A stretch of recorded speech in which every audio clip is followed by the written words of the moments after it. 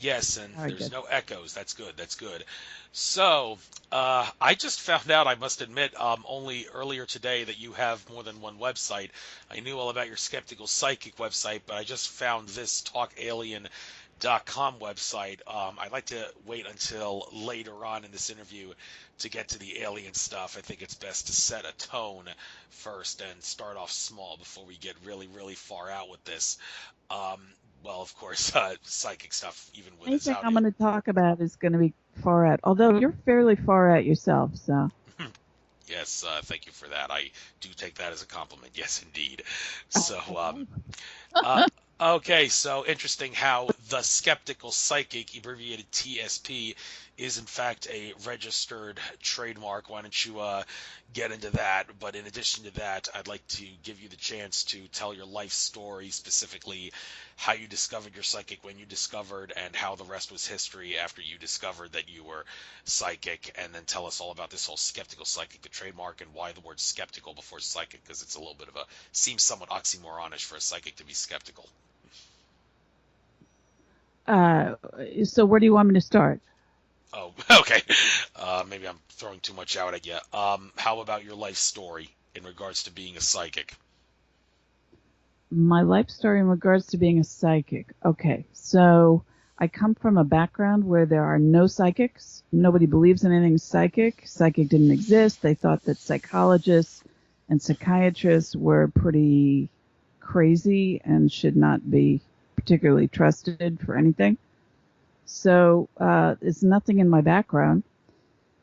And what I did is, I graduated from college. I came out. I ran a bunch of businesses, and then I became an attorney. I practiced securities litigation in New York for close to a decade.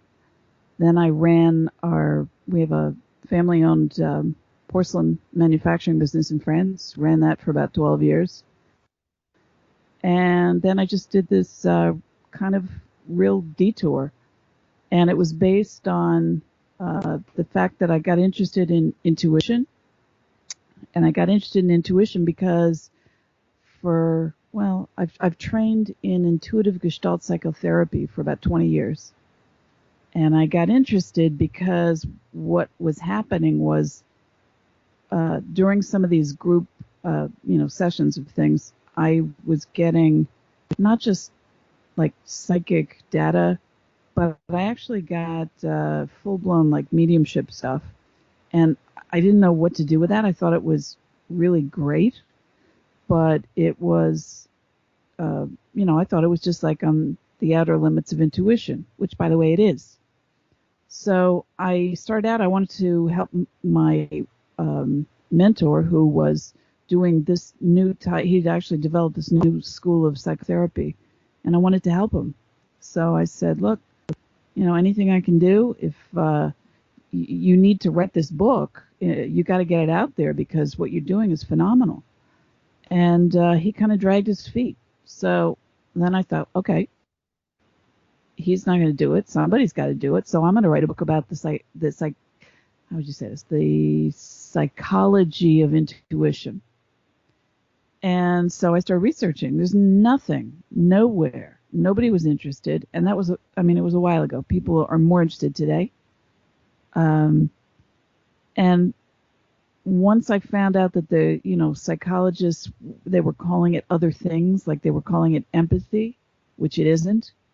They were calling it transference or countertransference, which that might be, a symptom of it, but that's not what it is. And I studied a bunch of neuroscience. I thought maybe these guys would, have some type of insight that they could give me. And they ran like, for the hills. They didn't want to know about intuition.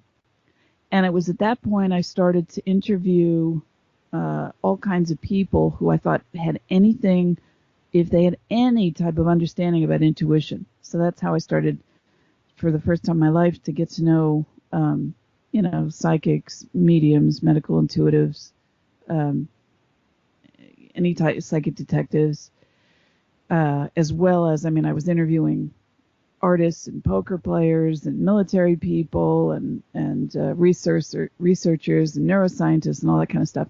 Anyway, I decided you can't really talk about it. You have to do it in order to know really what it is. So I trained for about 10 years as a psychic detective with a well-known psychic detective. She's done a lot of work. She's done a lot of TV shows, and trained with a bunch of mediums, trained with medical intuitives, and so here I am. And I do paranormal investigations also. That sort of came later, and then I got into UFOs and aliens and all that kind of stuff, which I didn't think I would, but never say never. Thank you very much. And like I said, you're the skeptical psychic. That is a trademark. Why'd you decide to get that trademark? And then after you explain that, please tell us, why would you want to be a skeptical psychic when it seems kind of an oxymoron for a psychic to be skeptical? Yeah, it is. I mean, first of all, I got it trademarked because I thought it was a great name, and I'm a lawyer, so I know how to protect my interests. As far as the name itself, that really captures me because, as I said, I mean, I grew up very skeptical. None of this stuff had a reality to it, and in all of my training, I kept challenging my teachers. I'd say, well, that can't be right. I don't believe that. Or if I got it right, well, I was guessing, or it was coincidence, it was luck, it was something. But that couldn't be what you're calling psychic. And people, eventually I got good enough, people started to laugh at me. That, they roll their eyeballs and say, okay, here she goes again. When is she going to get it? And at a certain point, I realized I would be an idiot if I didn't recognize that it's something real. But the point is, I always, on some level, am trying to verify the information that I'm getting, because otherwise I get very worried that it's just, me having some fantasy about something and it doesn't have any relationship to reality. Thank you very much. There is an ultimate balance thing, it says here, on your website. It says spirit training as a psychic medium has helped you explore the invisible world of spirit. Emotion, your training in Gestalt psychology has helped you understand the internal world of human emotions. And intellect, your training as an attorney has made you appreciate the value of logic, reason, and evidence. Okay, so it seems like there's a balance of left brain, right brain there. But Big spirit, time, yeah. emotion, yeah. So spirit, emotion, and intellect. Why those words? Well, I mean, what would you substitute? Well, It seems to me. spirit in particular. Some might say, why not soul? I mean, some say there's no difference between soul and spirit. Others say there is a difference. Soul is what is, and spirit is what emanates from the soul to certain locations. Well, that's kind of what George Cavassalis suggested, that the difference between soul and spirit is.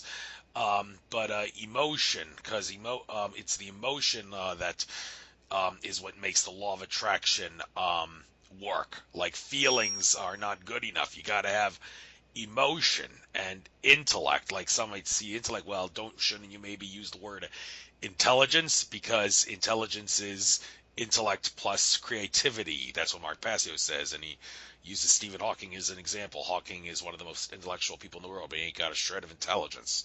So, what do you think? Maybe you might want to consider changing your words now that I've given you some other suggestions, or do you like what you have there? I think that's fantastic that you're making all those distinctions and you're recognizing them, and I think that they can be important.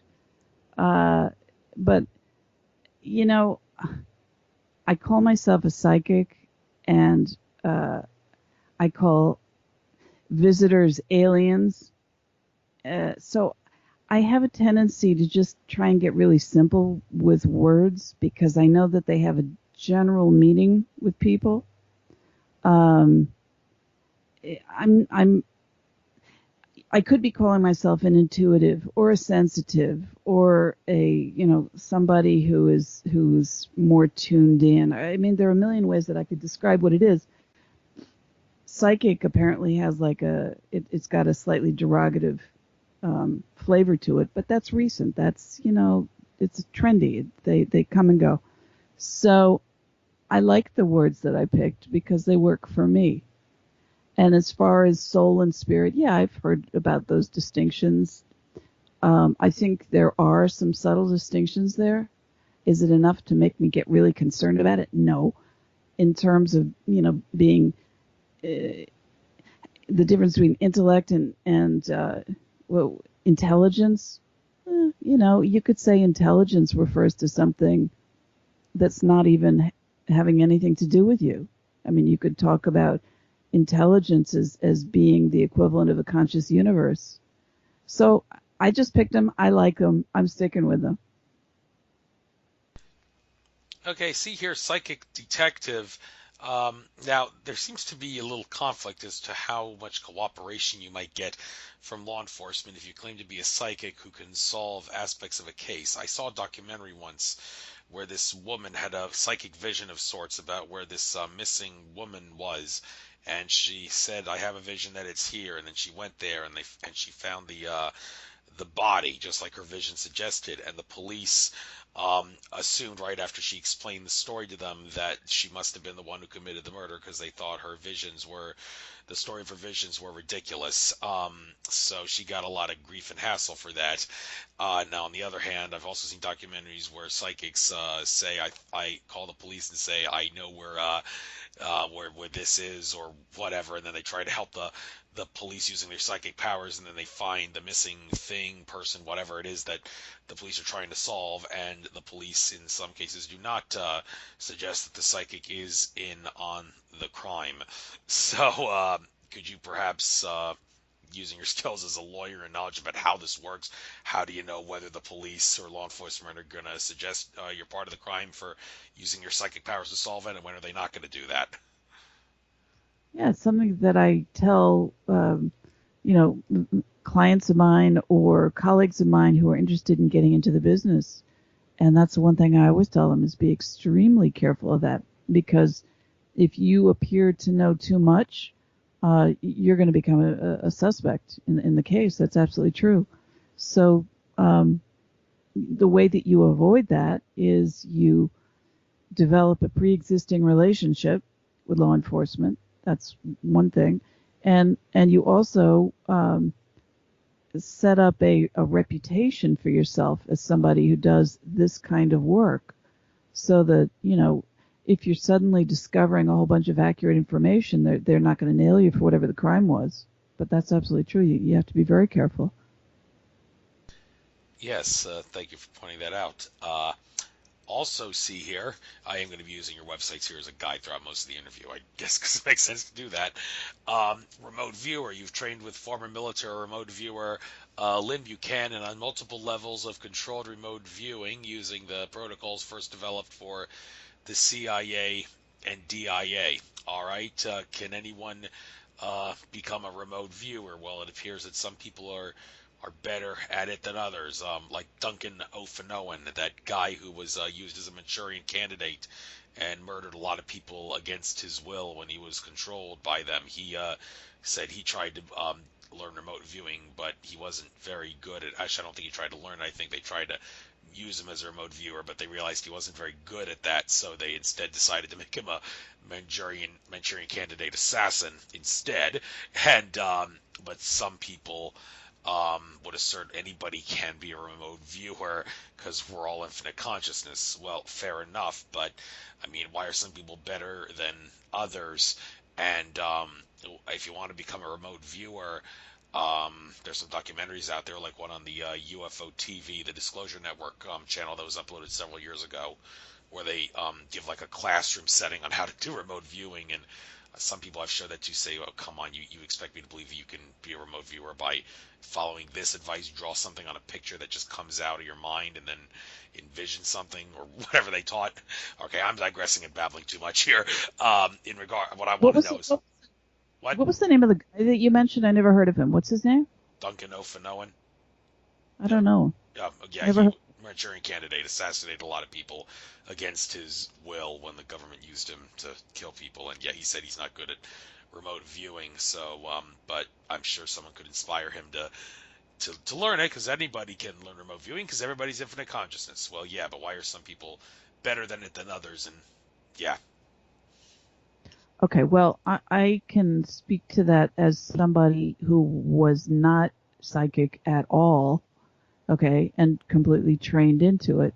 And the way that I describe remote viewing, and by the way, another one of my mentors was Ingo Swann, who created remote viewing.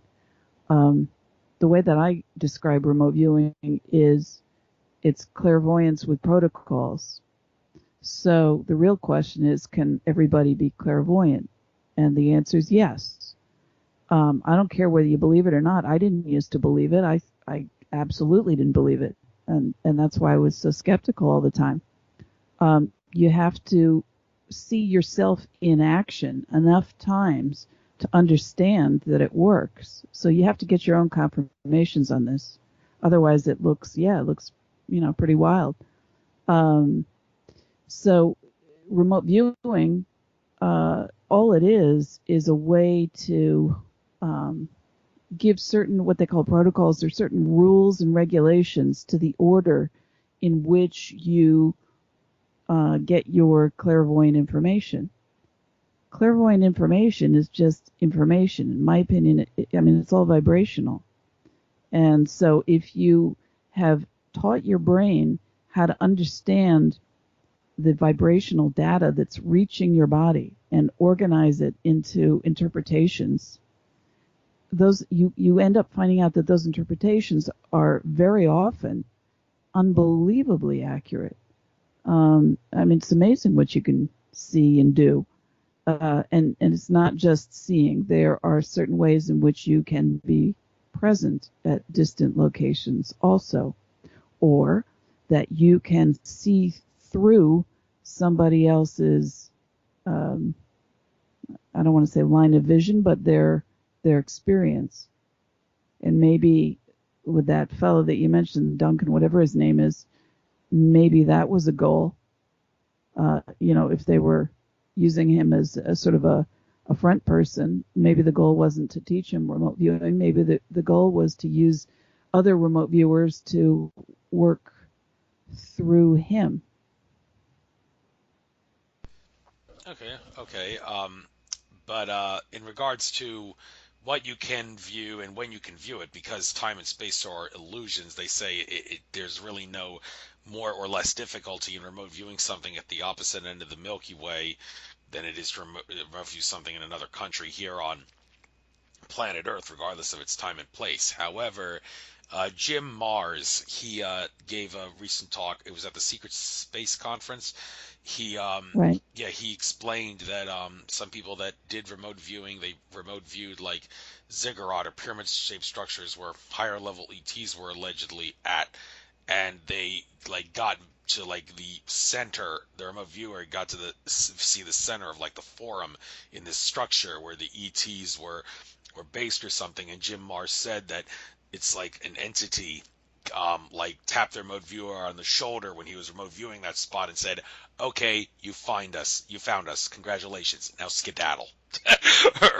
And that raises the question. Okay, well, if that is what happened, how did those ETs know that they were being remote viewed? And is there any way for someone of a lower level of consciousness than those ETs, is it possible to know, okay, I am being remote viewed? I mean, can you detect it? Yeah, of course. He's not telling a unique story. By the way, he wrote the review of, it's on the cover of my book, How to Talk to an Alien. Um, but sure,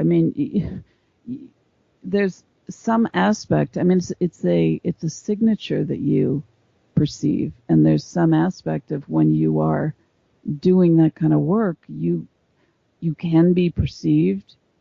They have developed certain ways to prevent that, um, but you can be. Ingo used to tell, I mean, his story was when he was, I'm trying to think, he was remote viewing. I think it was the dark side of the moon, if I'm remembering this right. And he was spotted by a bunch of entities, and he kind of quickly jumped out, got back because he didn't want to be recognized. And it's the same thing with humans. I mean, if you're doing remote viewing, you may be spotted. That's certainly happened, and you can sense sometimes the presence of other viewers. Thank you. Speaking of Jim Mars, another thing he talked about at I think it was maybe in the same conference, um, about them detecting ghosts. And I'm mentioning this because there's the paranormal investigator thing next to that picture of you and a couple of other people, about you having paranormal investigator experience lectured at Inspired Ghost Tracking. And regarding ghost tracking, what Jim Mars said, he talked about the alleged ghost of the alien at the Roswell crash and how it haunts like a hospital ward or something. And he talked about how someone with a device, a ghost hunter device, came along to that place where the ghost was said to be seen with someone with some sort of a medium who could detect ghosts, and the medium was saying the ghost is over there, the ghost is over there, and the person with the device waved a wand-like thing connected to the device with a cord where the ghost was, and the device started beeping at a much higher rate than it was originally. And when he took it away from where the ghost was allegedly standing, the beeping slowed down. And this suggests, okay, if there is truth to this, there are ways to detect ghosts. So, what was that device? Do you by any chance know what it was? And aside from that, are there any other ways for people to detect ghosts? I mean, I have a bunch of my own devices. I don't know what device they were using. Um, I have no idea. Um, my thing is that you don't really need the devices. And I'll give you an example. This was a long time ago. I was in Florida, and I was with my husband. We got it was like a private tour of, uh, it was in an old courtroom, okay? And and I didn't particularly, we all had our little, our little EMF things, the K2s, whatever. And we were walking around and hoping they'll beep, beep, beep, if we encounter some EMF, which would be suggestive of some type of ghost walking around. There was nothing, nothing, nothing. We go into there's a little room, back chambers, it's the back room with the former judge's chambers that connected, into the main courtroom. We go back there, and I got my little EMF, and I'm near a doorway, and I'm trying to see if it goes off, and it does not go off at all.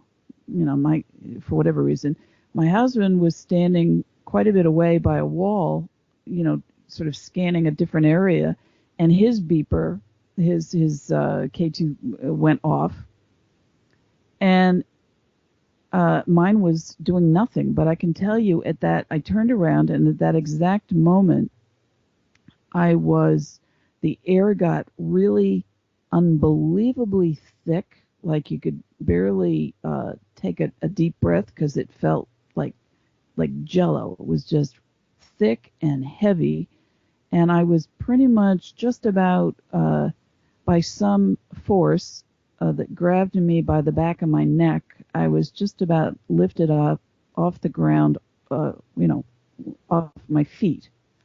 And I started yelling. I said, "Whoa, whoa, whoa!" And I got dropped down, and I was completely stunned.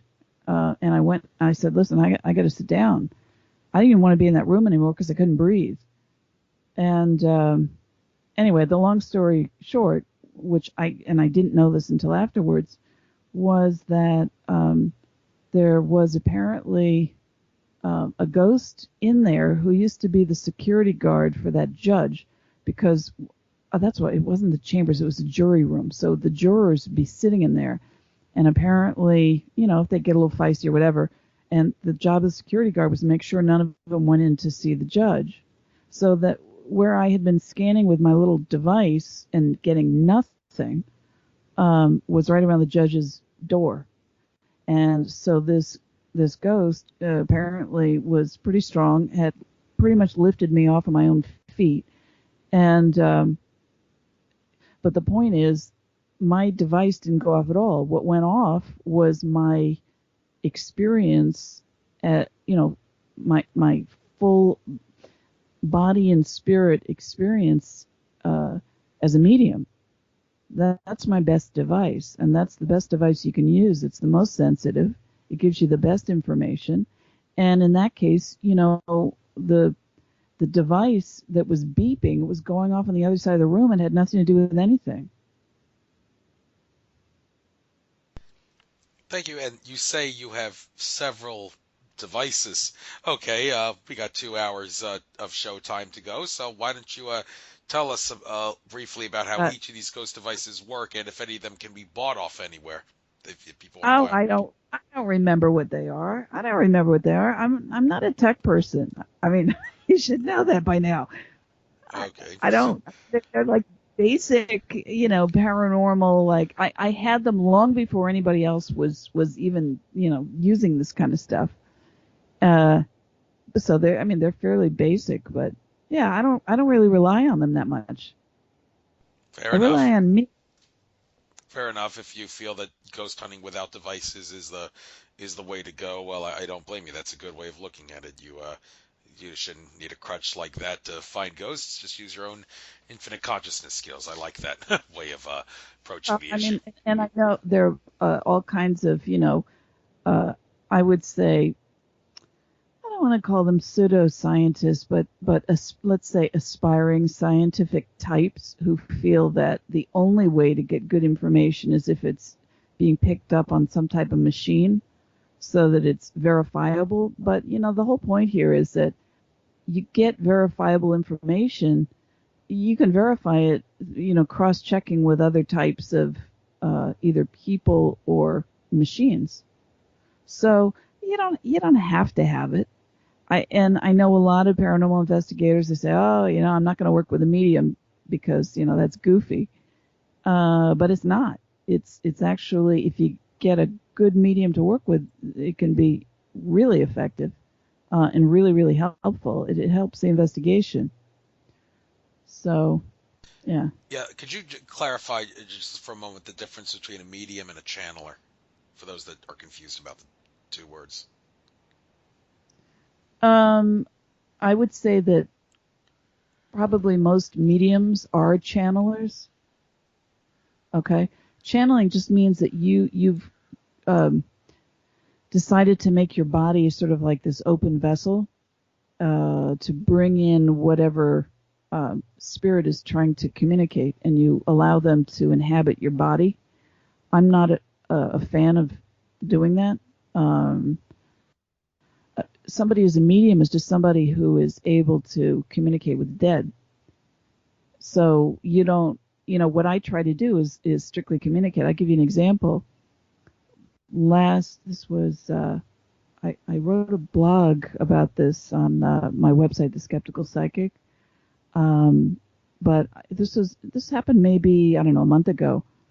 I have always gotten massages. I mean, for a long, long time, because I think it's just good for your overall health.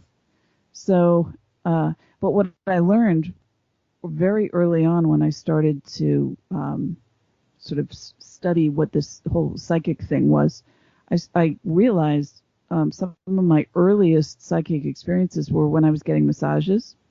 And the reason is because my brain got turned off. So I wasn't trying to think. I wasn't trying to guess. I wasn't doing anything. I wasn't even being emotional. I was just completely relaxed. And so I would actually freak out I still do, freak out a lot of my massage therapists because I tell them things about them because I pick up information while they're working on me. And what's happened in recent years is that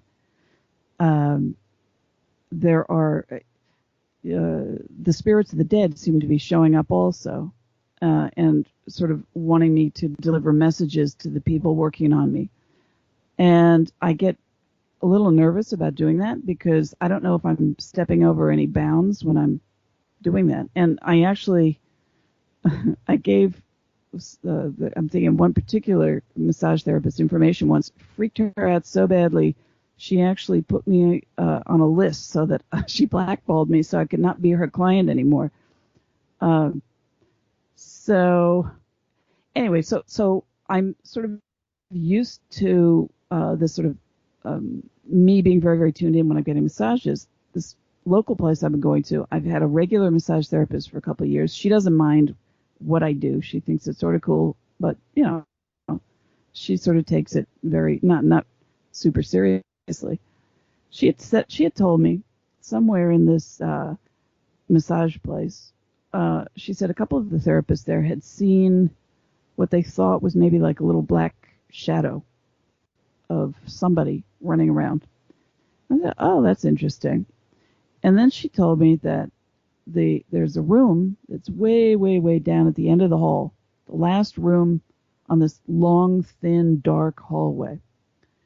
It was room number 7 that every once in a while, or fairly frequently, I guess, had this really, really bad odor, and it would sort of come out of nowhere. They cleaned the place a million times. They couldn't discover a source for the smell.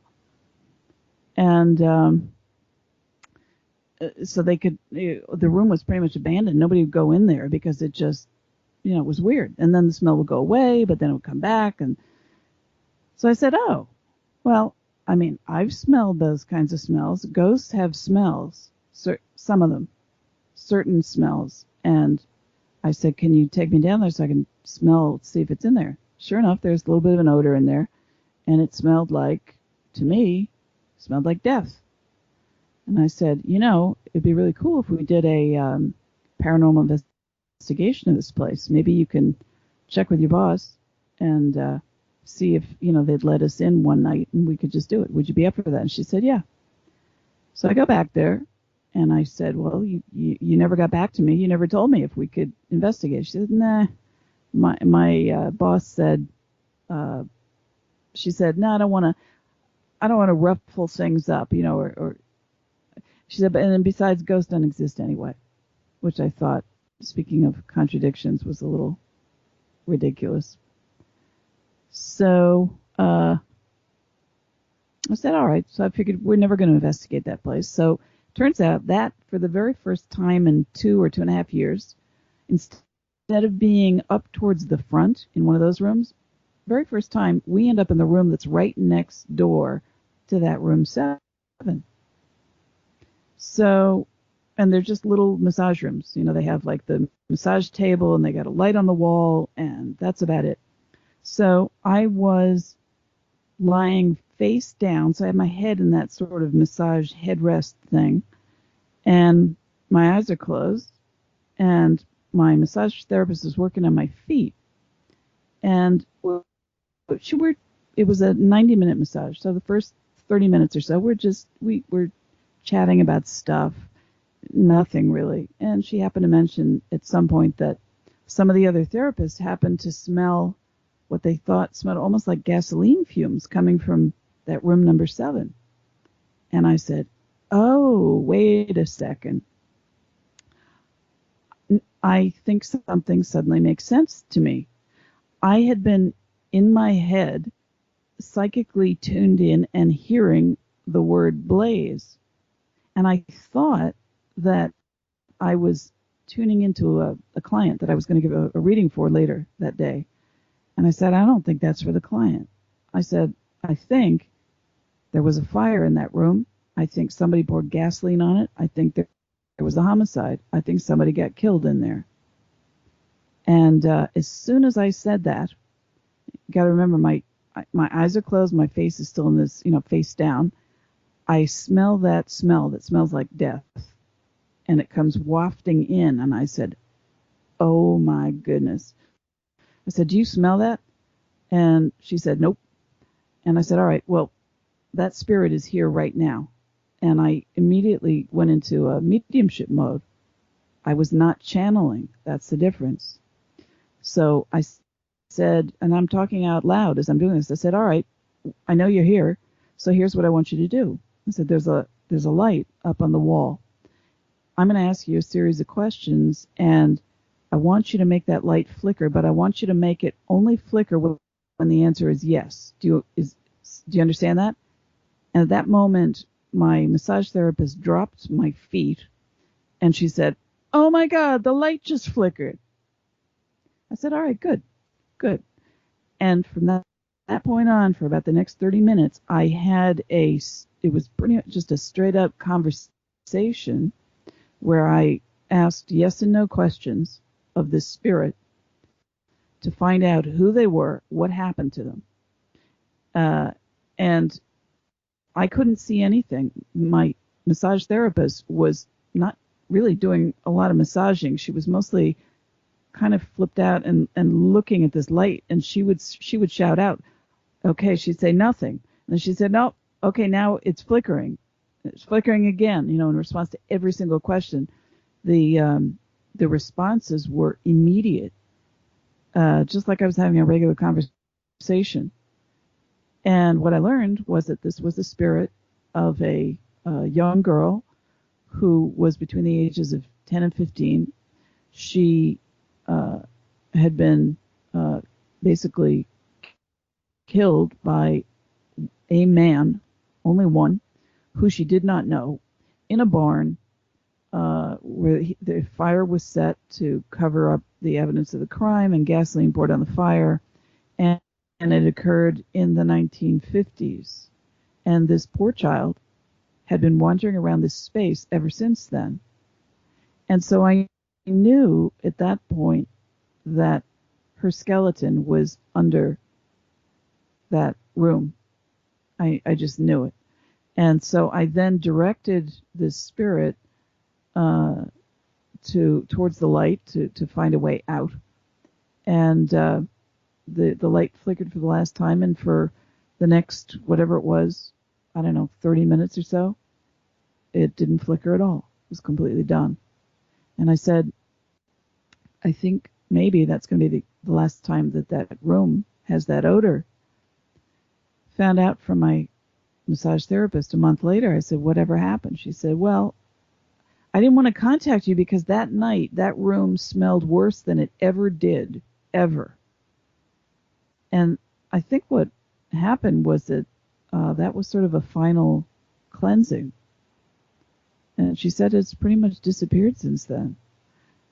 So that's a very long story to tell you the difference between communicating with a spirit, because I don't like to give up. I'm too much of a control freak. I don't like to give up my own physical being. I have witnessed other people who've done that, and they've had, in some cases, some really unpleasant results, like they get levitated, or they, within the space of 17 seconds, put on 40 pounds and pop all the buttons on their shirts and clothing. So I'm just not a big fan of it. Thank you. That story was interesting to say the least, but I've heard crazier. Well, I'm sure crazier things have happened, crazier things will happen, but that should definitely spark some interest there.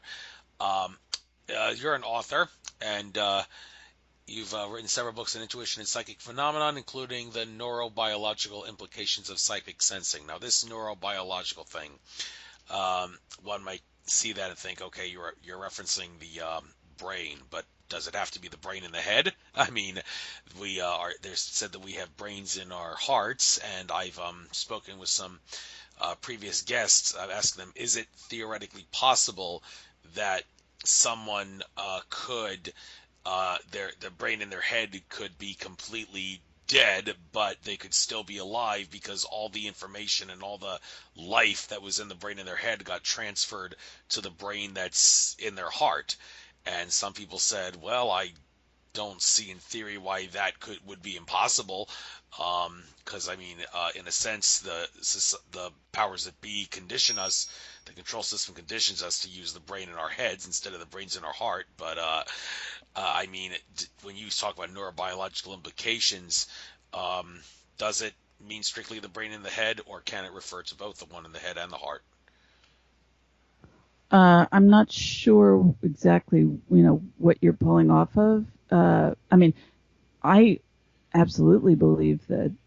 Well, first of all, we know that you have more neurotransmitters in your gut than you have in your brain. So that's already sort of a given that emotion and information exists, in lots of other places besides the brain. There was a long time, I used to have a CBS radio show. I interviewed a lot of interesting people, and I interviewed a lot of interesting people for I've published 5 books, but for psychic intuition, everything you ever want to ask but were afraid to know. One of them was Dr. Oz before he had his TV show, and I was talking to him about transplants because it seemed to me that I wanted to know. I'd heard stories about people who got like a heart transplant because he's a cardiologist and a surgeon, and I wanted to know, did that change their feelings, their emotions, their obviously their cravings. People talked about food cravings or having suddenly a sudden interest in, I don't know, like playing the violin or something. And he said yeah. He said absolutely that exists. I My personal opinion is that um, all of our molecules are like holograms of ourselves, so that if there are parts that disappear, I mean, if you've looked at the Kirlian photographs, when you chop off, part of a leaf, and you look at it uh, in the photograph, it's energetic. The energetic aura of the leaf is still there. It's like an amputation, but there's still the sensation or the spirit that's still there. So, my concept of who we are extends well beyond just a brain. Well, of course, I was trying to make that implied by suggesting that even if the brain in your head is not working at all, if you use your consciousness to transfer all the energy from your brain to in your head to the brain in your heart, then yeah, you can still function just as well without a brain. So yeah, I was trying to imply that brain's just a computer of sorts. We can go without it when we realize we're infinite consciousness. But anyway, I'm babbling and digressing. Now I want to really get into the stuff about the aliens and all that. Talkalien.com, communicating with aliens.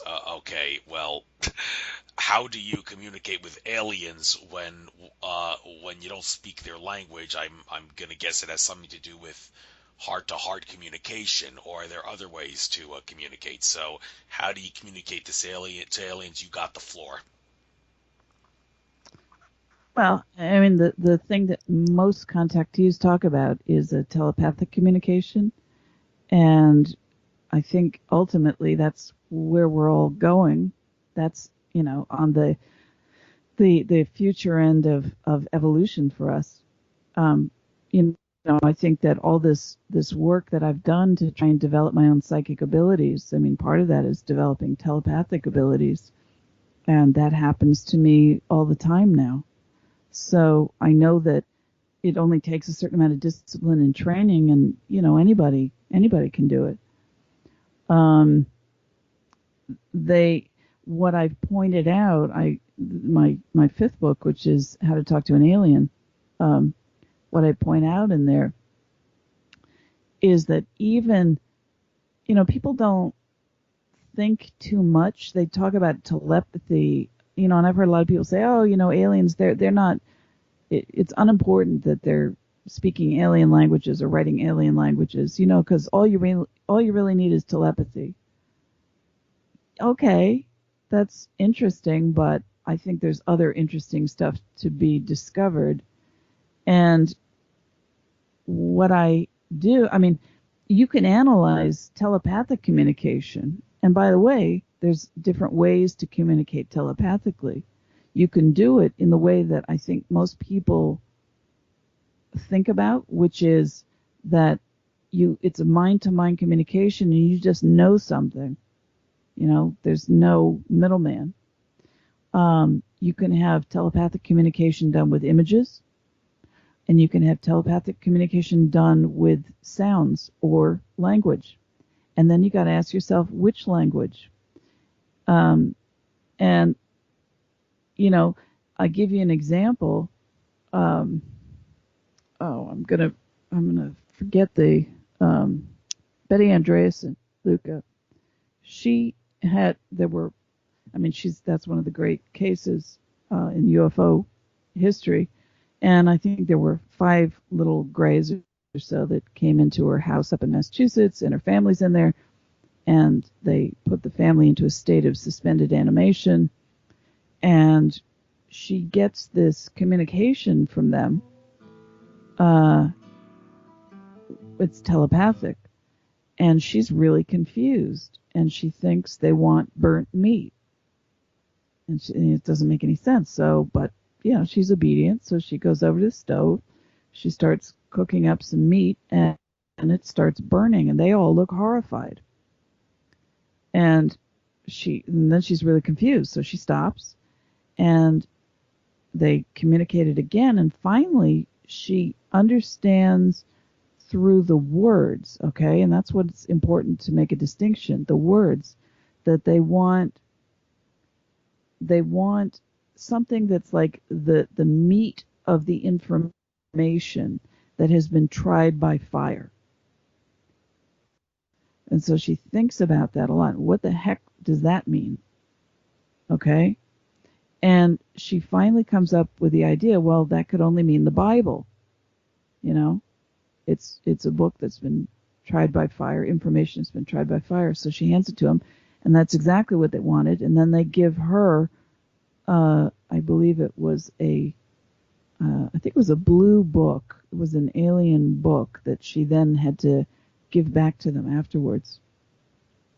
But you have other cases. So that's a case where they're communicating pretty badly in English.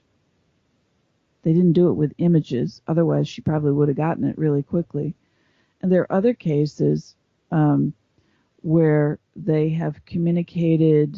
I'm trying to think. What's the name of the guy who was up in Nebraska? Who was he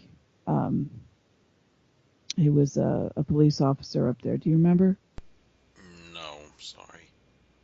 Well, anyway, it's one of the big cases. But anyway, so he's patrolling out in the highway. There's a craft that lands in front of him. He doesn't really remember much except under hypnotic regression later. And then he recalls that this alien entity had actually come out and invited him at a certain point to come on to the craft. He kept calling him Watchman. And so he would say, he showed him the energy towers that they were trying to use to power up something. He showed them the interior of the craft. He was showing a whole bunch of stuff.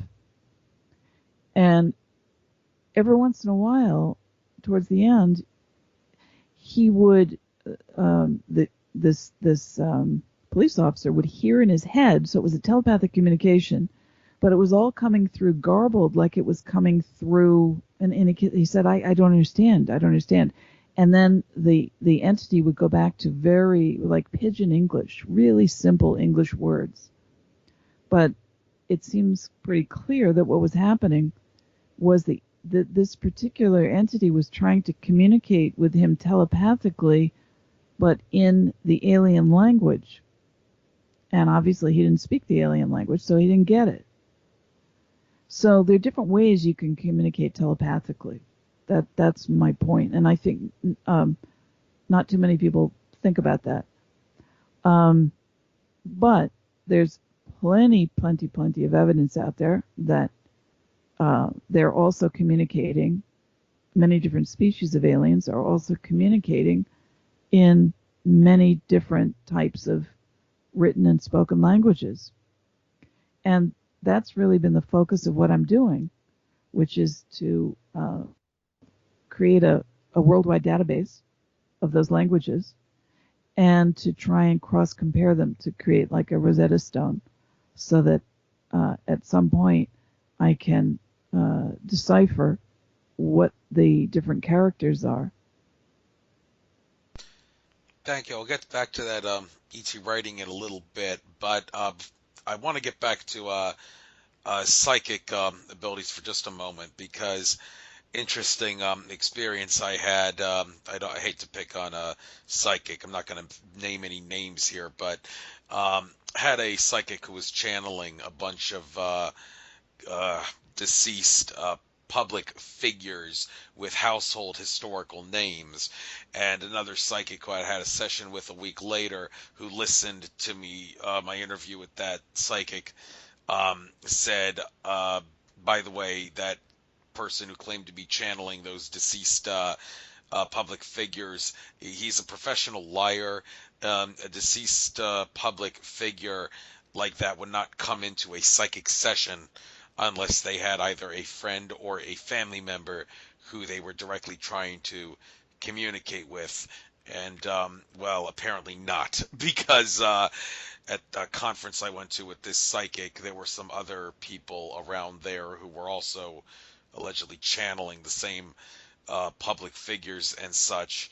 And this raises the question, okay, why is it that some psychics are blessed in the sense that they have the ability to contact well-known household name deceased public figures, while other psychics can only channel like the deceased friends or family members of people that they're doing a session for to communicate with them to deliver the message to the deceased loved one. I mean, why are some psychics able to do that while others can only not have the privilege, so to speak, of talking to such well-known deceased public figures? Any idea?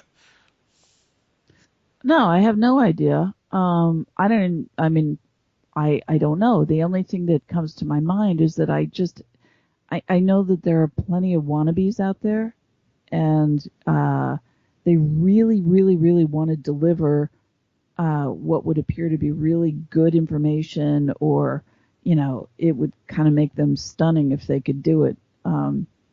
And it's got to be great, and it's got to be big, and if it comes from a celebrity or somebody famous, well then, you know, if they can deliver it, then that's you know, I guess that would make them happy. I don't really know. I mean, I that may be part of it. You also, on the far end of that, of wannabes, you've got liars, and they'll tell anything to anybody.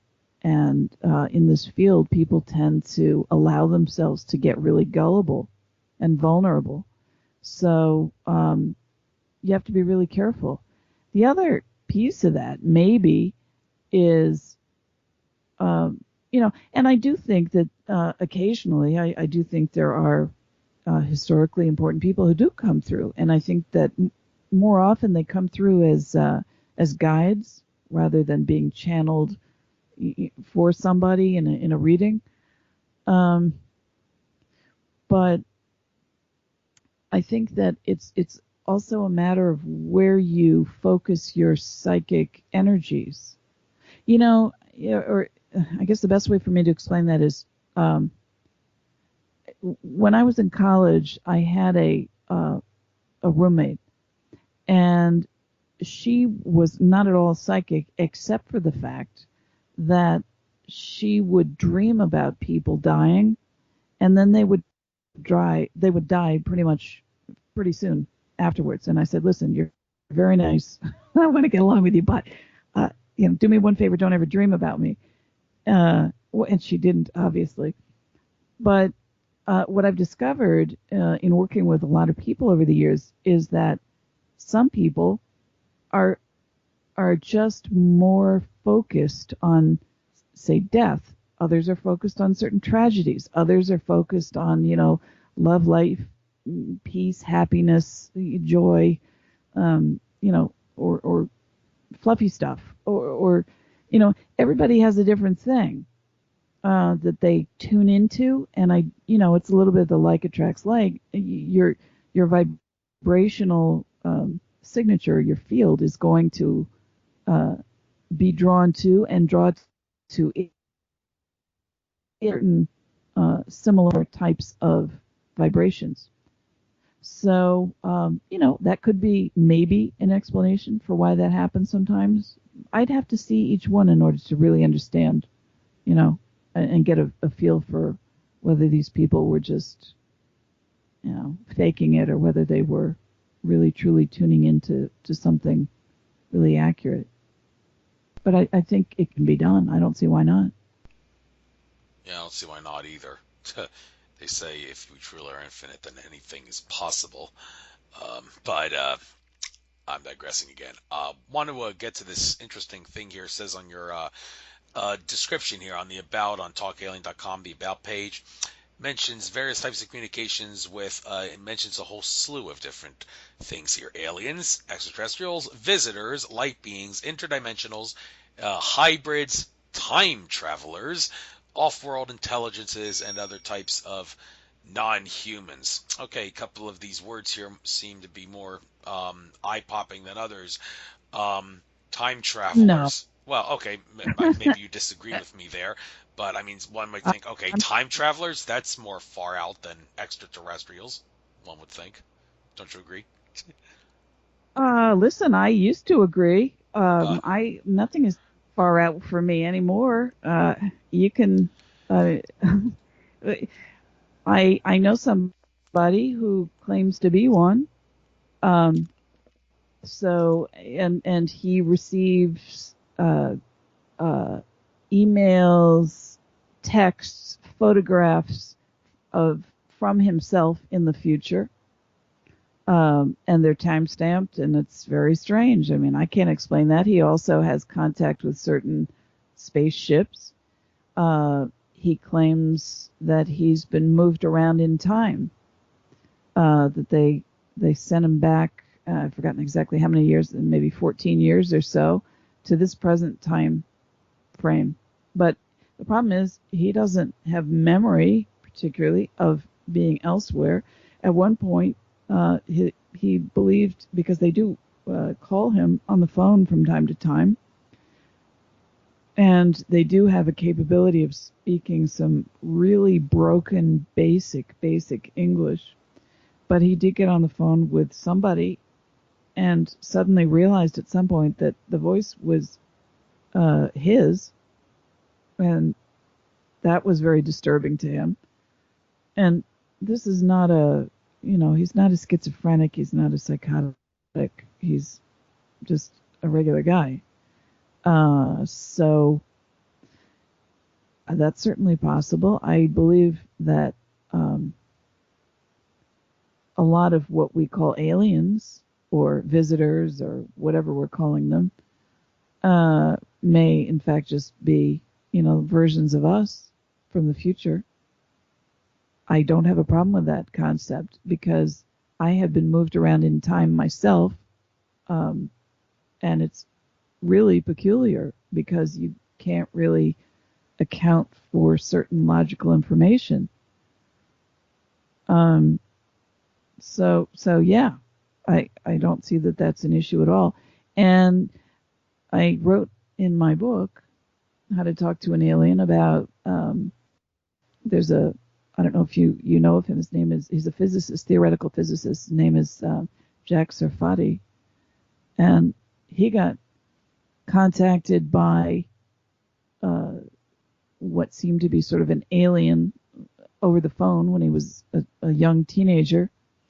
And this voice called him several times until apparently his mother got on one day and said, "Stop bothering my son."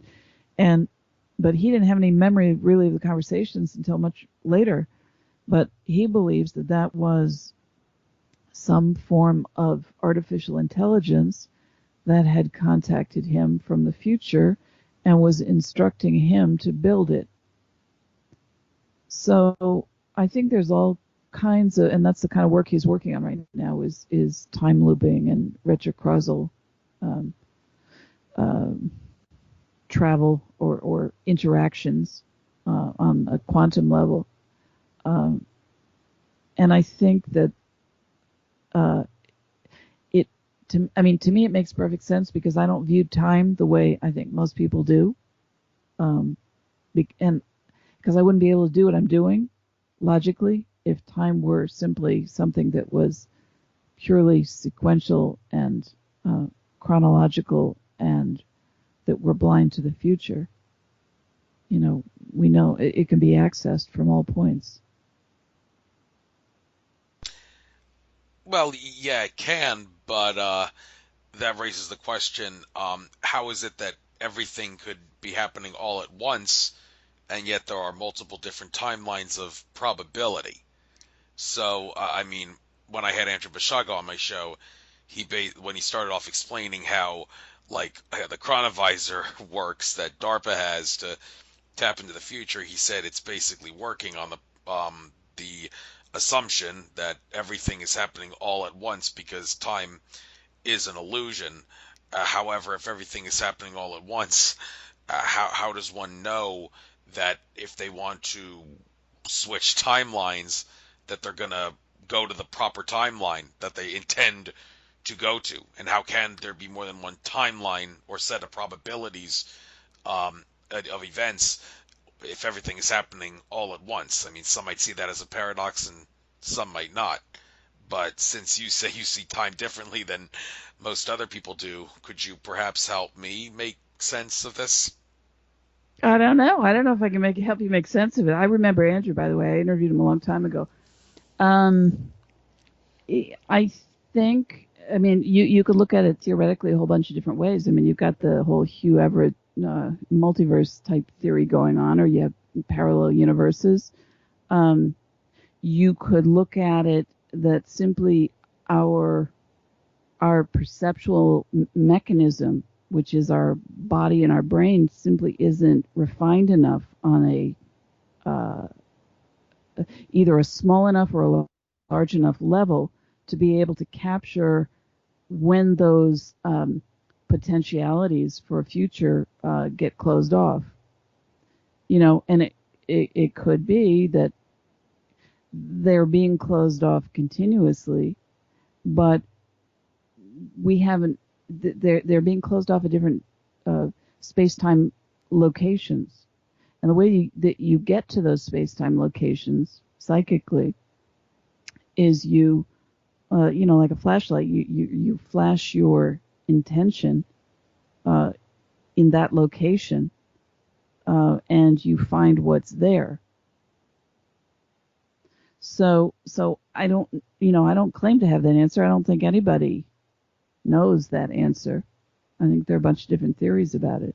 But my experience of time is that it's that consciousness, because we're all conscious, we can travel anywhere and into any time frame.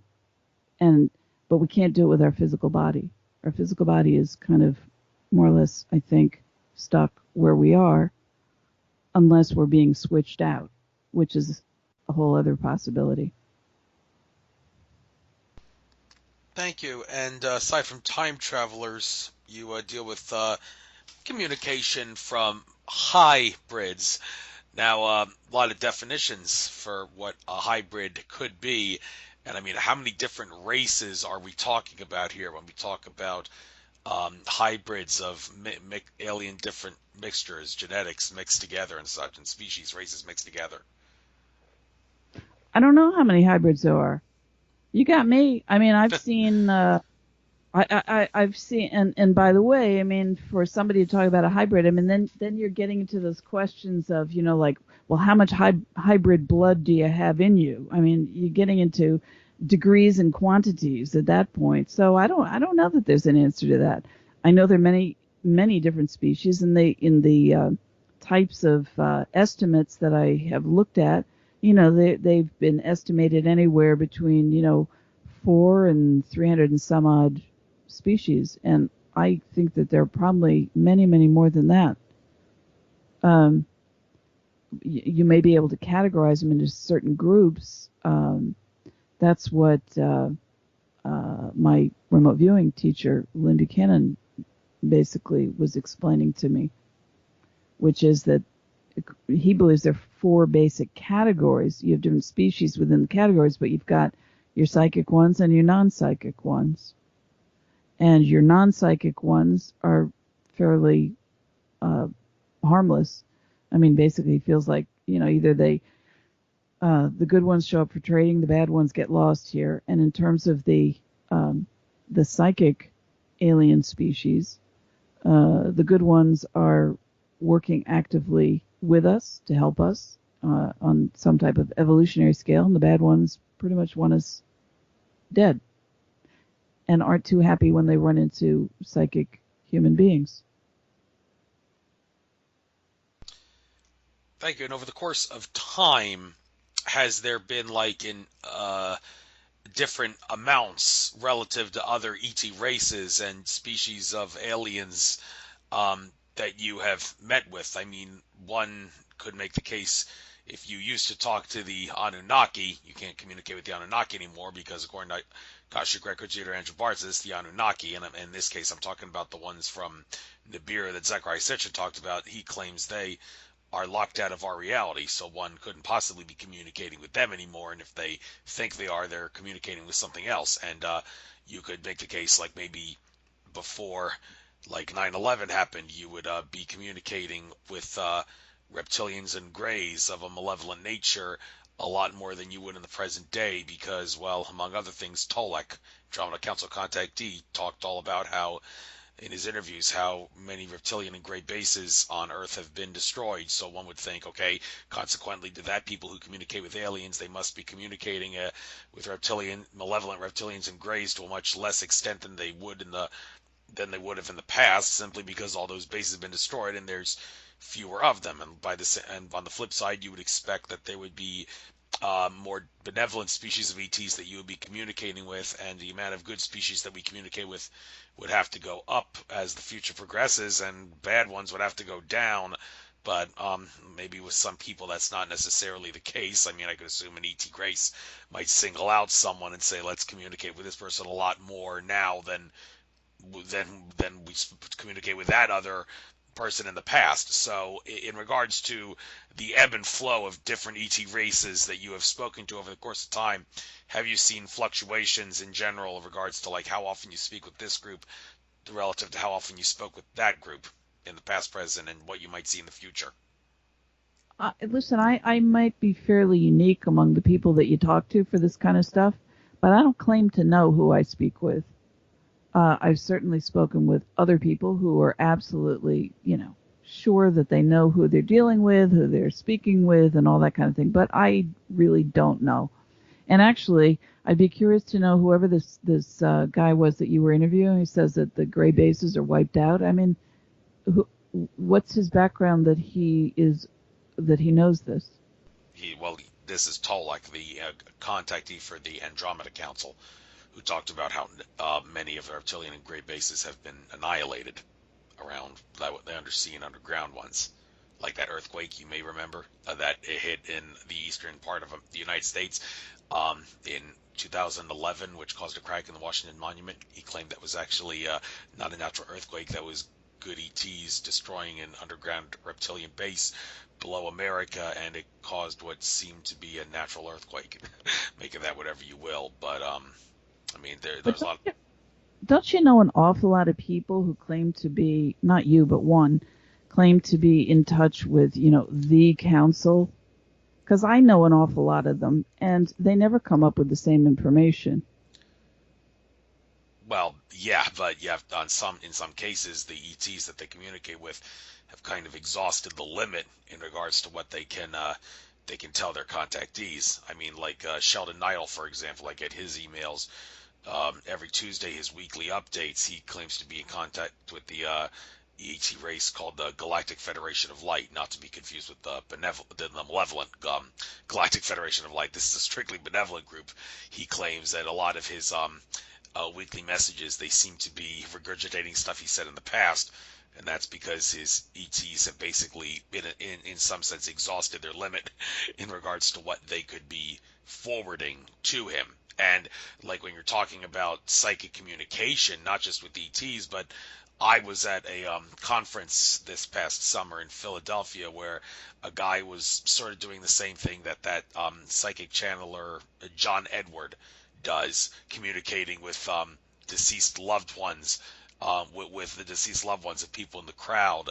And people were saying, "Why didn't you tell you when he was trying to find the person in the crowd who had the deceased loved one communicating with him?" People in the crowd were like, "Why don't you ask the entity you're communicating with to tell you this to make it easier to find whoever you're looking for?" And he said, "No, no, no, no, no. It doesn't work that way. There's limits to what these entities of these deceased loved ones can tell me and communicate with." And that raises the question: well, why are there such limits in regards to what like a deceased loved one could tell, like a John Edward or someone who is channeling the deceased loved ones of people in an audience that he's talking to? So yeah, there's a lot of variety here regarding what the spirits and aliens would say and what they can't say. Do you have an idea why that might be the case? Just as an aside, I've seen him a few times, John Edwards, and I went up to him. He was doing a small seminar way, way, way back. He was not famous yet.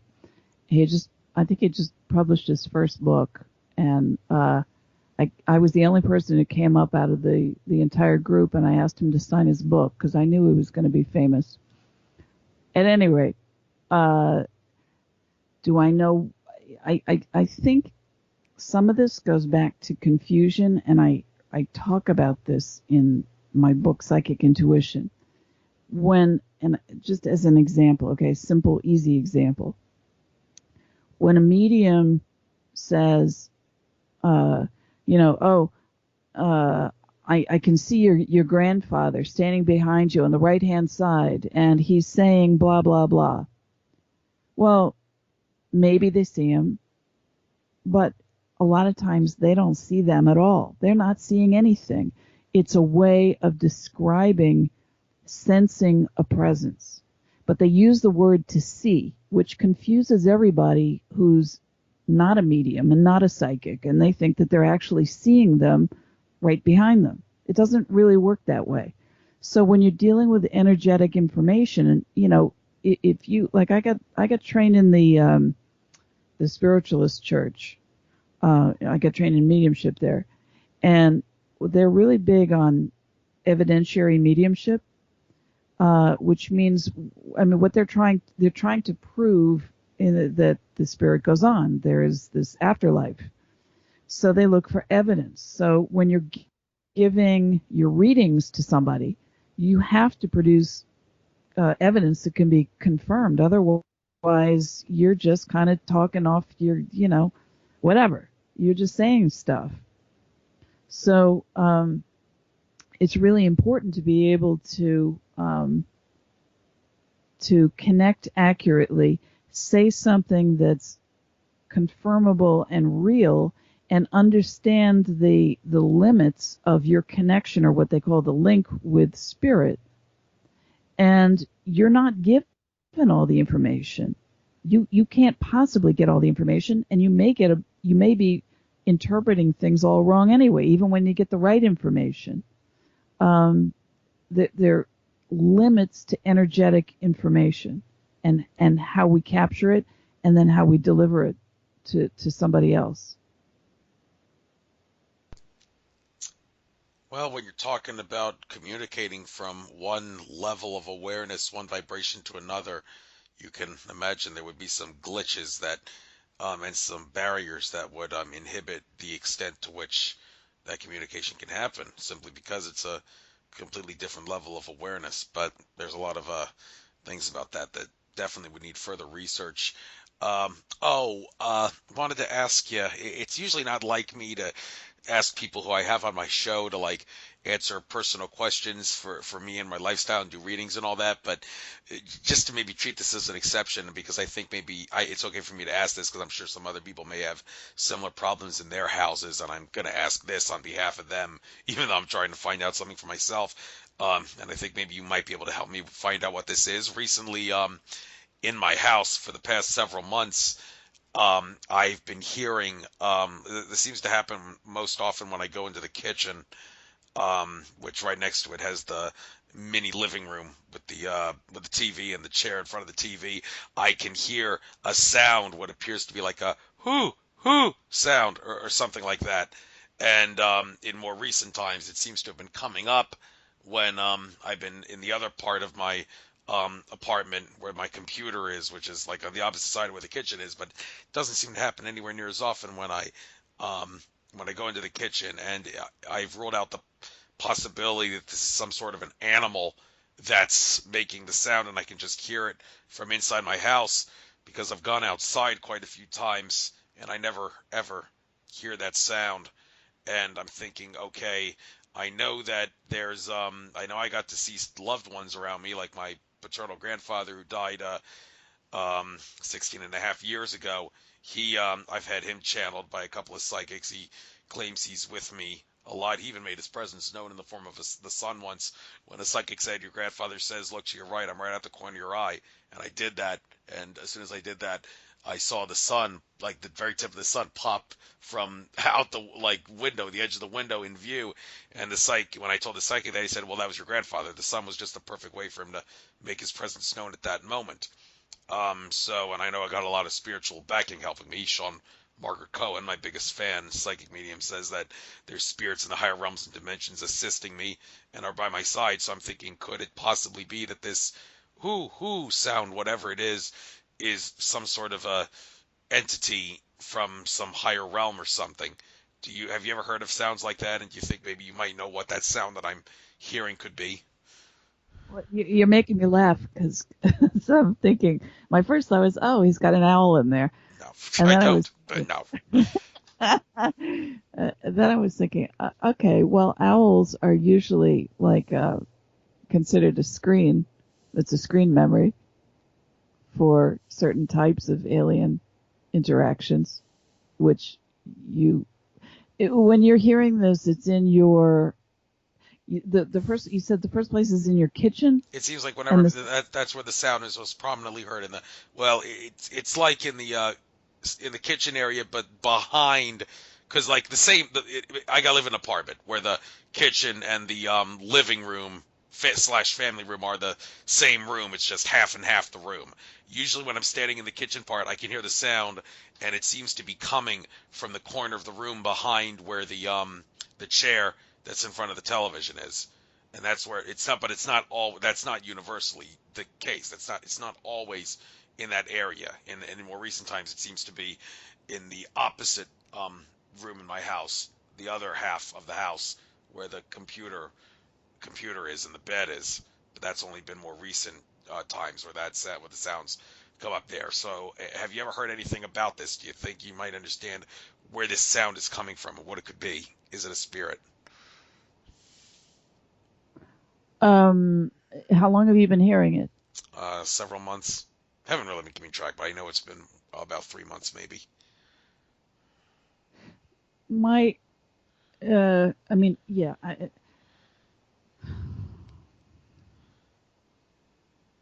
I don't know if anybody's ever heard that particular sound, but that doesn't mean anything at all. I mean, that's can be something totally unique to you. And as I said, my first thought, and I was sort of joking, maybe, about an owl, but the spirit part of that uh, might make sense from the point of view of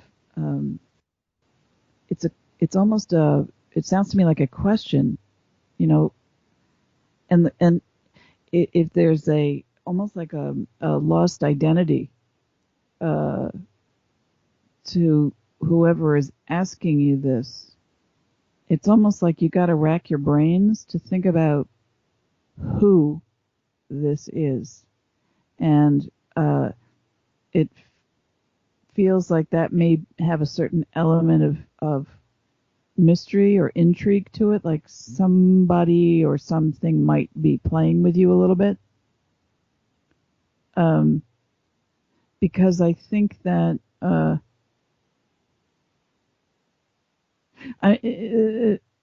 whatever that is, assuming that that is a spirit that is in there, they are trying to draw you in. There's a slight poltergeist feel to that. There's a slight playfulness. Um, and obviously trying to get your attention. And if they haven't gotten your attention in one space, they're going to move the space, and they may obviously be moving it near the computer because they're working with a lot of electromagnetic type of energy. You can pull a lot off of the computer. You've never seen anything appear on the screen? No, no, I haven't. It's just been coming from most of the sounds coming from one corner of the house in the part of the room behind where the TV, excuse me, the chair in front of the TV is. And I do have a Himalayan salt lamp in that area, but then again, I also have a couple of other Himalayan salt lamps around my house, and they're not coming from the other two salt lamp directions, from what I can understand. It's actually when I'm in front of the computer, in the part where they've been more recently being in the area of the computer, when I hear the sound, it's harder for me to deduce where the sound is coming from, what location. But when I'm in the kitchen, it seems like it's coming from the corner area, from behind the chair in front of the TV. So that's interesting. It's easy for me to listen to the location of where the sound's coming from in the kitchen area more so than in the part of the house where the bedroom computer is. So that's interesting. My hunch on this is not a relative. It's not somebody that you're familiar with. It's somebody who wants to get your attention, wants you to identify them, because there's a who. They want you to ask who. Well, I did do a tarot reading on this. Use the DV Moon Tarot, and the final outcome tarot card didn't really seem to help me in terms of the answer. I'm not going to waste a lot of time getting into what the tarot said, because everybody's going to interpret it differently, and I've got some other things I got to ask and discuss with you for the rest of this show. Don't want to waste too much more time on this, but the tarot didn't really seem to help me much in terms of the answer. Just out of curiosity, does it feel like a young person? No, it doesn't feel any more young or old than not young or old. No, it doesn't. Age doesn't seem to be making any sort of a difference in this regard. Maybe somebody attached to that property, and to me, it's feeling younger. Okay. Well, I'll look into this further, but wasted enough time talking about my personal house problems and dilemmas and questions. Let's get back to this ET stuff. So you say you've had a couple of UFO sightings and apparent alien contact experiences. Okay, so this alien contact, is this just communication through your psychic abilities? Are we actually talking face-to-face physical contact of a nature that's far more in your face than just listening with your psychic abilities? I have not, to my knowledge, had any face-to-face, like, oh yeah, I remember them. I was, sitting there talking to them kind of thing. After my daughter and I had this sighting of a UFO, that after we left a movie theater, and it was the size of a football field, and boomerang shaped, and it had a giant orb that came off of it and did some maneuvers, and then this whole thing cloaked or dematerialized very rapidly in 3 phases. And after that event, for, I don't know, another year or so, my daughter and I would have very weird interruptions in our phone calls. And we would hear, it would sound like a male voice, very, very distorted, electronic, coming through really thick sound distortion. It would interrupt our calls in such a way that we could not hear each other, but we could both hear it. It was obviously talking. I couldn't make out what it was saying. One time it did say my daughter's name, and it was not anything that sounded, like a third party, crossover of the Y, nothing like that. And then when it was done talking, it would hang up both of us simultaneously, and then we'd try to call each other back, and we'd never be able to call each other back for about, 5 or 10 minutes. It would just ring and ring and ring, or it would be busy, or it was just weird. And eventually, she started to have those interruptions with some of her friends, and I had them, especially on one occasion with a client I had just finished doing a reading for. And when she heard this thing go off, and of course it interrupted us, and then it cut us off, and I was about to ask her a question I knew nothing about her background. I was going to ask her a question about alien contact. and boom, this thing interrupted. It was loud, metallic, screeching. But then it had things like tubular bells and beautiful these celestial sound. It was just crazy. I mean, I'm really good with words, and I have a very, very hard time describing what this thing sounded like. Anyway, it cut us off, and we couldn't get back. We couldn't reach each other on the phone again. And then finally, she emailed me, and she said, "What the hell was that?" And whatever the hell that was not of this earth. And so that happened quite a bit. I've had other forms of communication where I would have to tell you the whole long story. Um, it, One time in particular, when I was driving my daughter out to Pittsburgh to look at colleges when she was looking at colleges, and I brought my son with us also, and I was driving, so it's a good, 7 or 8 hour drive, depending on how you do it. I got into the foothills, the Allegheny Mountains, the foothills of Pittsburgh, and it got really dark, and no cars, no traffic. My kids are asleep, and I am thinking, as I'm driving, I'm really bored, and I'm thinking, this is great UFO territory. If you guys are out there, you should show yourselves because this is perfect. And of course, nothing showed up. Got to Pittsburgh, got to the hotel room. I went to bed. I put the two kids in the other bed, and somewhere in the middle of the night, my daughter sat bolt upright, flipped her eyes open, looking straight ahead, and she says, "I mean, forget about the grace. I don't know what you humans mean by grace anyway." And then she falls back in her bed. And at that point, my heart was beating so damn fast. I jumped out of bed. I got a notepad. I wrote down everything she had said. And let me finish. At that point, and it took me a long time to get back to sleep, I eventually, I have this little fragment of a dream about seeing a UFO. And I wake up the next day and I say to my daughter, "Listen, I'm just curious," because I didn't want to prejudice her thinking one way or another. I said, what does the word grace mean to you? And she said, "You mean like Thanksgiving?" And I said, "Yeah." I said, "Anything else?" "You mean like a ballerina?" "Yeah." "Anything else?" And yeah, that was about it. I said, "Okay." And then I said to her, "You didn't by any chance have any unusual dreams last night, did you?" And she said, "Well, now that I'm thinking about it, yeah. I dreamt that aliens came in the room and they kind of kidnapped me and they brought me in their spaceship and we went out somewhere in some galaxy. I don't even know where. I was having a great time and they said, 'Well, okay, now you have to go back.' And I didn't want to, but they said you have to. So they brought me back and I said, 'Do you happen to remember what the spaceship looked like?' And she described it. And it was the same spaceship that I had seen in my dream, except I saw it fly away.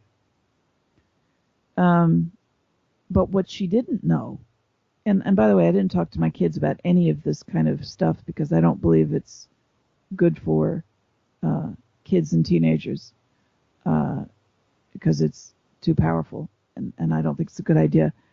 But what she did not know was that the day before that, I had been talking to a demonologist because I had interviewed the exorcist for the Vatican, and I had learned from him that for some of his exorcisms, he did use psychics, but they're called charismatics.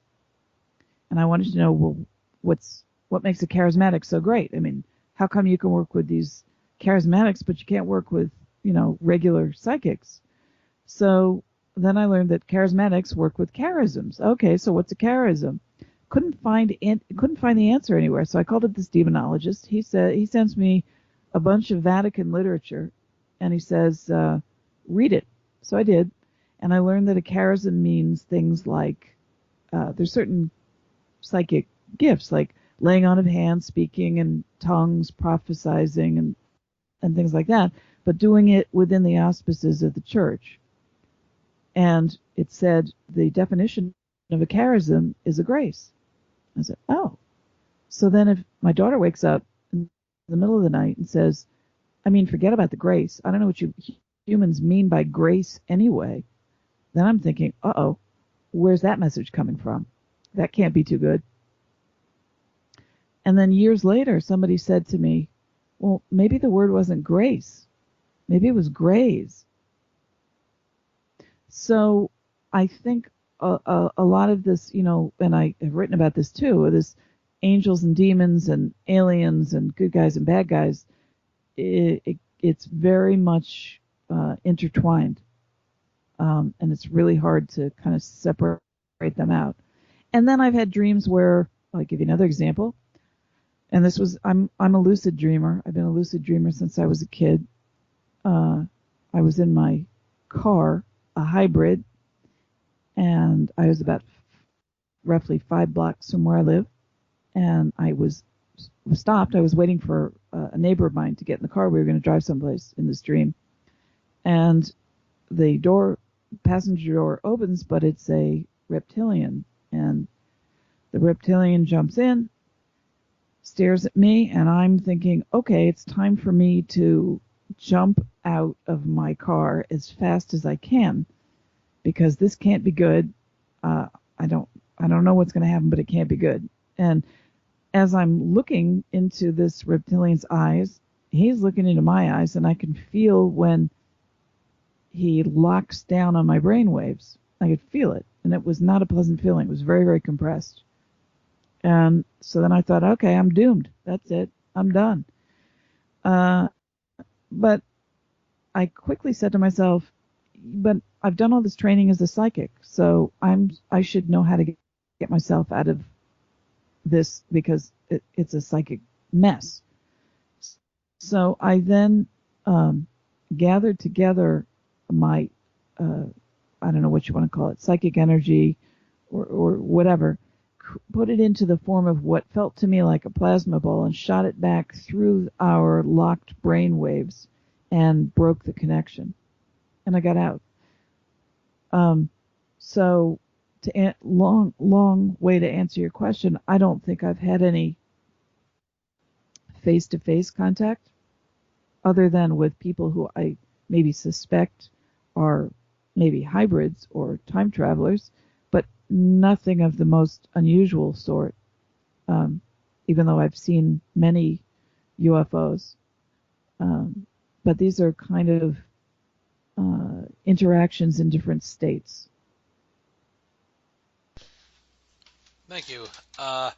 Looking at this dialogue with contactees page, it says here contact can be made in other ways, such as through manipulation of electronic equipment, implants, body language, spacecraft responses, crop circles, dreams, channeling, remote viewing, downloads, telepathic communication, and automatic writing.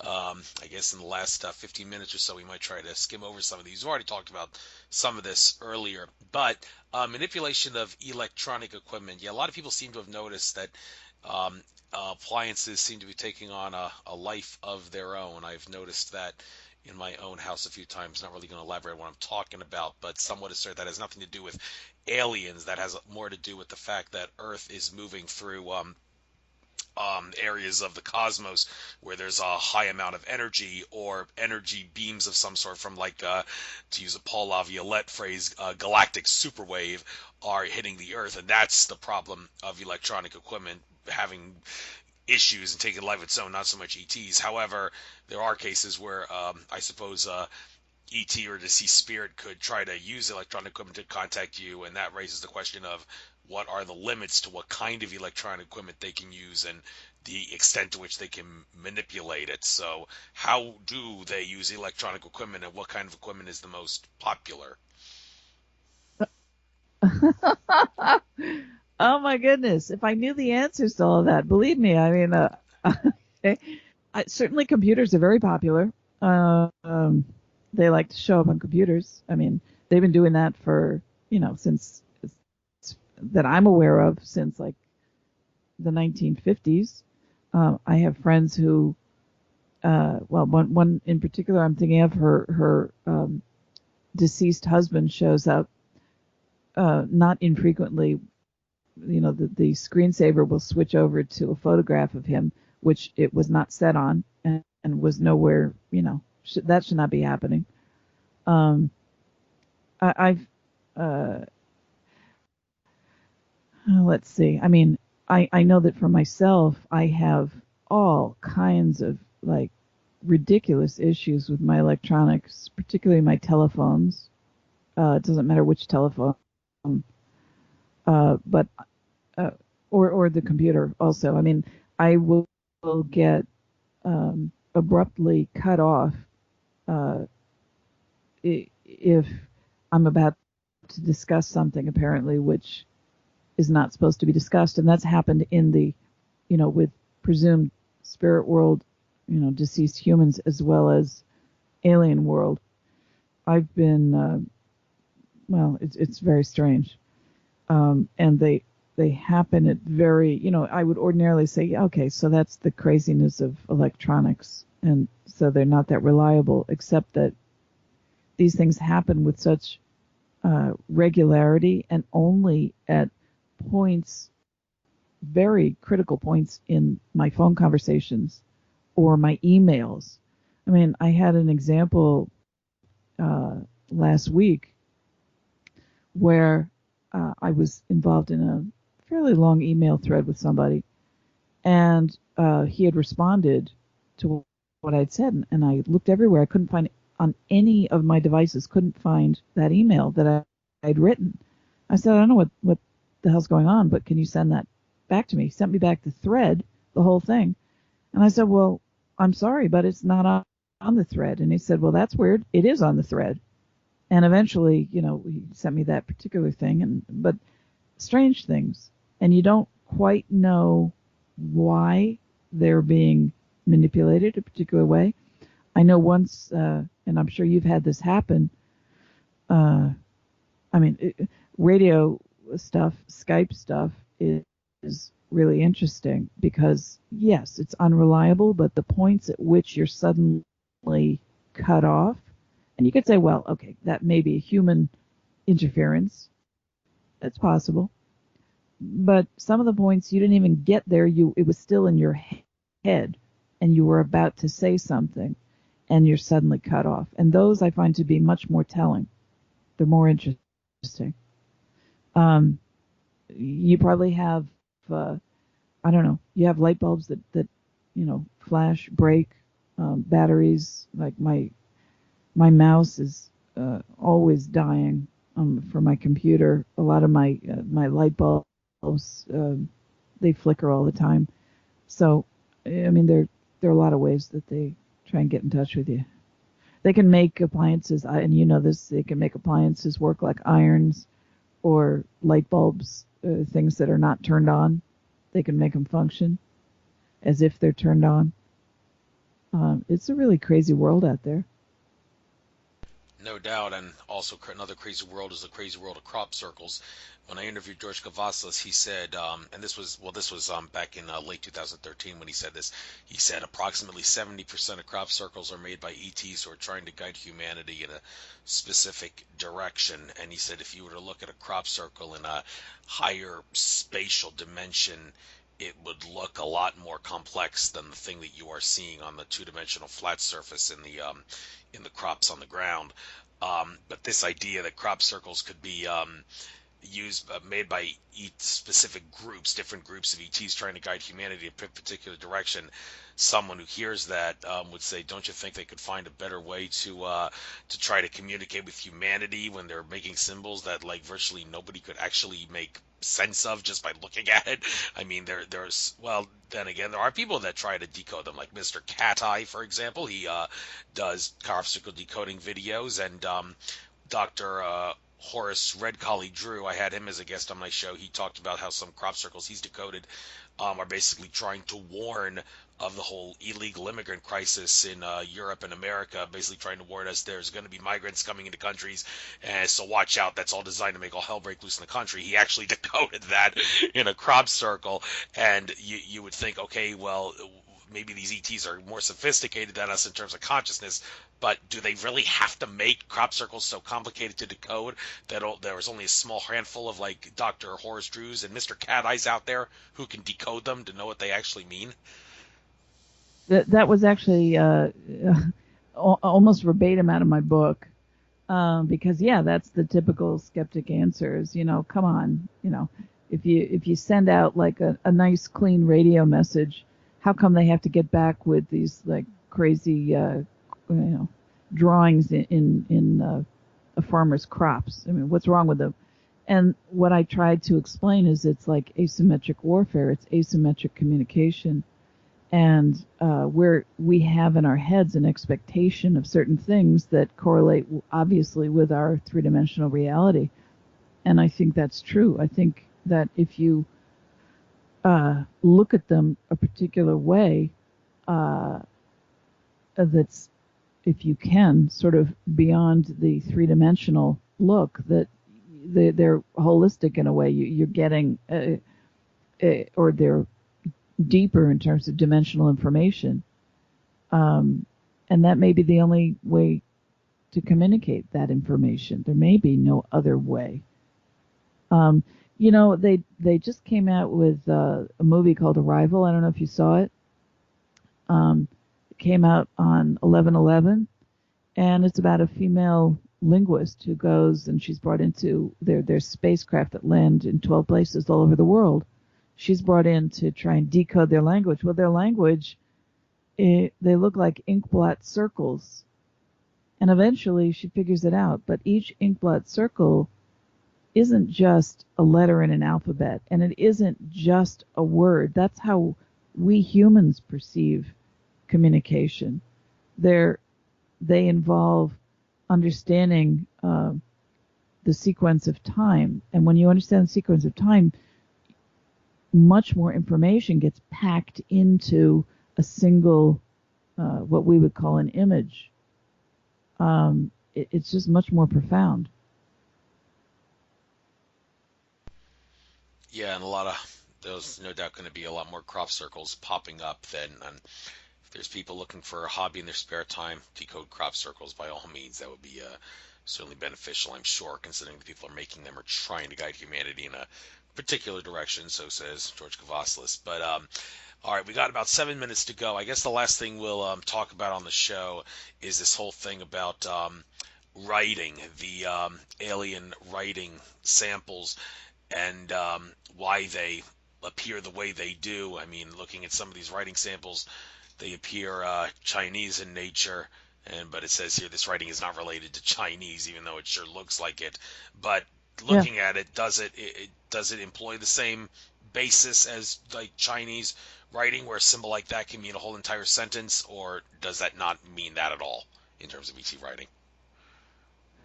I don't know yet because I don't have enough samples from enough different people where I can put together a context, particularly on that style of writing.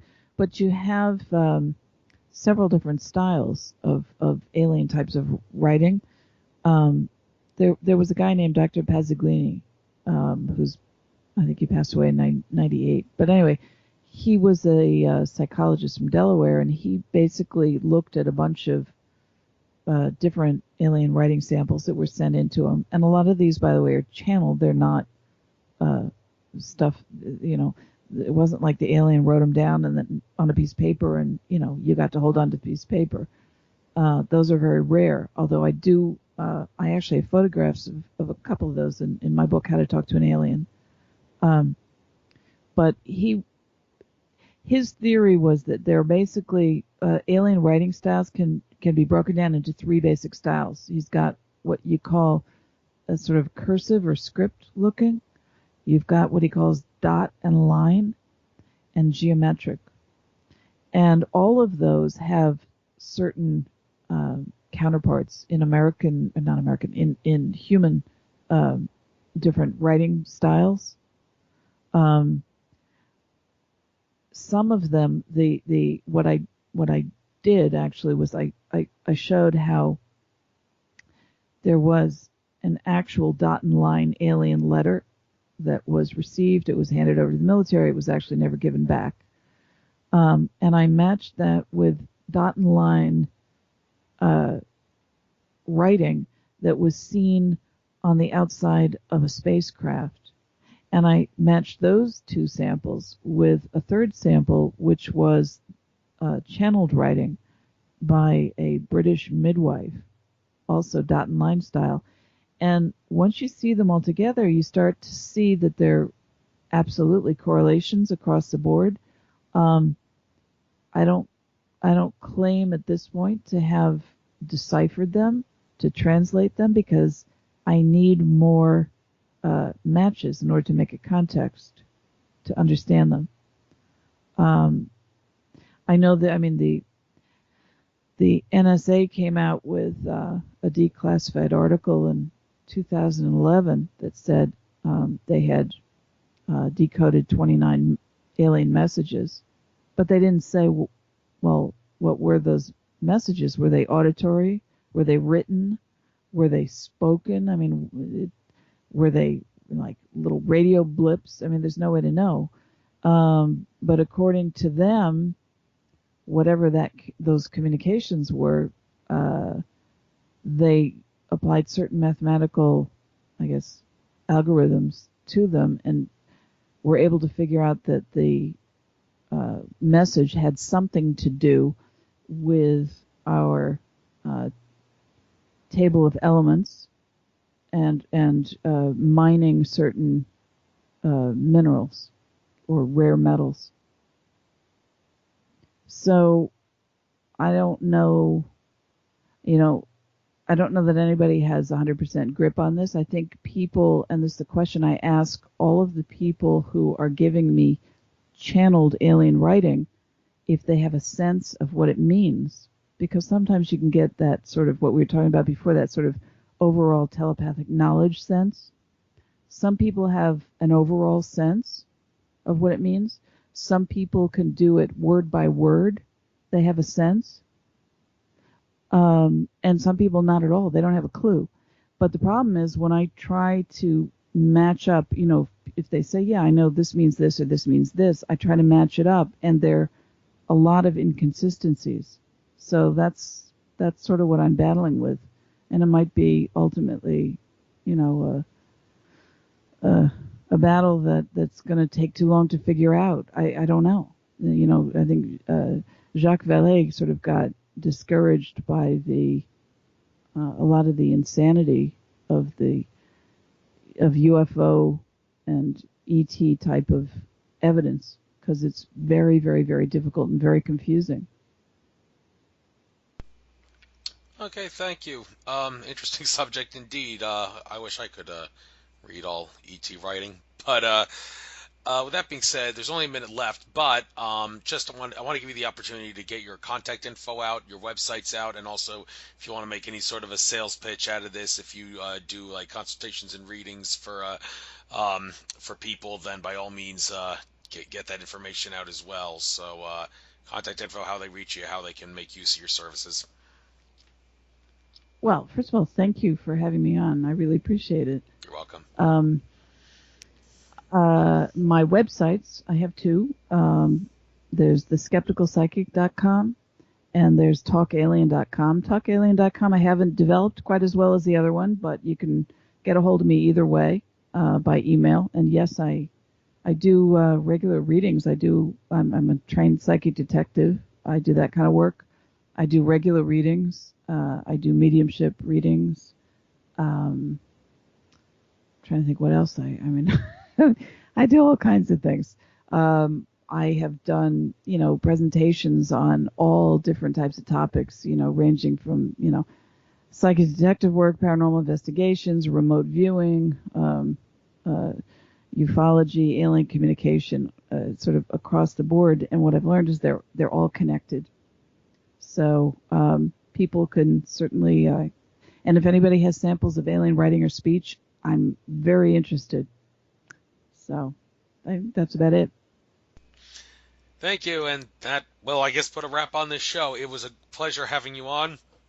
Uh, Thank you. should have changed the title. I called this "How to Balance Skepticism and Psychic Powers," but I should have included the alien stuff as well. But like I said, for whatever the reason, I didn't find out about your Talk Alien site until a couple of hours before I did the show. So when I upload this to my YouTube channel, I will make sure that I elaborate on the title to include the alien stuff in there somehow, and I will make the most of this interview by, in addition to uploading it on YouTube, posting it on some social media forums and such, Facebook and all. So I do hope people can make good, useful sense of your information and take advantage of your services for the highest and best good of all. So, Nancy, it was a Yep. pleasure having you on. I wish you the best of luck, and maybe I'll run into you at a conference or something in the future. Sounds good. All right. Then you can tell me who is. Yeah, that would be cool. I don't even know if it is a hooing sound. It's more of an ooh sound instead of a whoo sound. But I'll try to uncover the mystery of that in due time. Thank you for everything. Take care now. All right. Bye bye.